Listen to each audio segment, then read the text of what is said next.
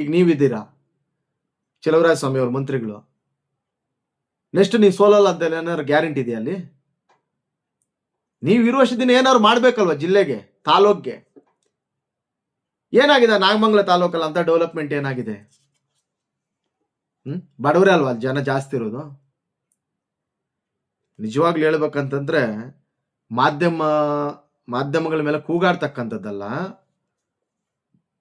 ಅಭಿವೃದ್ಧಿ ಮಾಡಿ ತೋರಿಸ್ಬೇಕು. ಇಲ್ಲ ಅಂದ್ರೆ ಮೌಖಿಕವಾಗಿ ಹೇಳೋದಲ್ಲ, ಲಿಖಿತವಾಗಿ ತೋರಿಸಿ ಏನಾದ್ರು. ನಾವು ಚಲುವರಾಯ ಸ್ವಾಮಿ ಅವ್ರಿಗೆ ಲೆಟರ್ ಕೊಟ್ವಿ, ಅವ್ರು ಉತ್ತರ ಕೊಡ್ಲಿಲ್ಲ. ಇಲ್ಲ ನಾನು ಅರ್ಜಿ ಹಾಕಿದ್ದೀನಿ, ರಾಜ್ಯ ಸರ್ಕಾರದವ್ರು ಜಾಗ ತೋರಿಸ್ತಾ ಇಲ್ಲ, ಕೇಂದ್ರ ಮಂತ್ರಿಗಳು ಕುಮಾರಸ್ವಾಮಿ ಅವರು. ಇದನ್ನ ಬಿಟ್ಟು ನೀವಲ್ಲಿ ಏನ್ ಮಾಡಕ್ಕಾಗುತ್ತೋ ಆಗಲ್ವೋ ಅದು ಗೊತ್ತಿಲ್ಲ.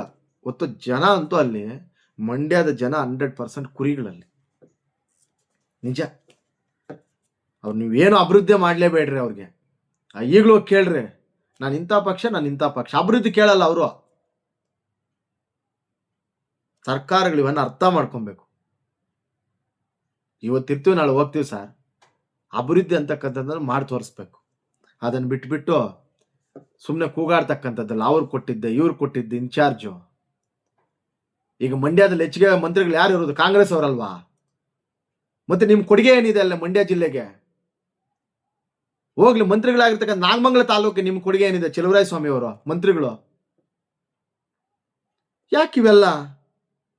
ಸುಮ್ಮನೆ ರಾಜಕೀಯ ಉದ್ದೇಶಕ್ಕೋಸ್ಕರ ಹೇಳಿಕೆಗಳು ಕೊಡಬಾರ್ದು. ನೀವು ಮಾಧ್ಯಮದ ಮೇಲೇನೆ ರೇಗಾಡೋದು.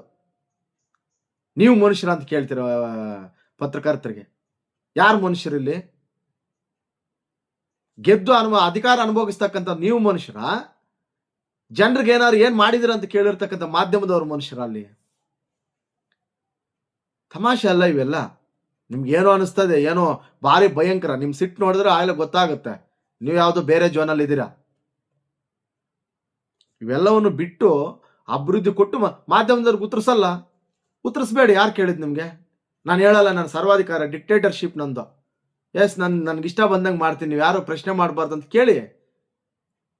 ಕಾಂಗ್ರೆಸ್ ಅವ್ರಿಗೆ ಈಗ ಅದೊಂದು ಉಟ್ಕೊಂಡ್ಬಿಟ್ಟಿದೆ. ಈಗ ಯಾವ ಲೀಡರ್ಸ್ ಕೆಲವರೆಲ್ಲ ನೋಡ್ತಾ ಇರ್ತೀವಲ್ಲ, ಯಾರು ಉತ್ತರ ಕೊಡ್ತಾ ಇಲ್ಲ, ಕೊಡೋದಿಲ್ಲ ಅಂತ ಇದ್ದಾರೆ. ಯಾಕೆ?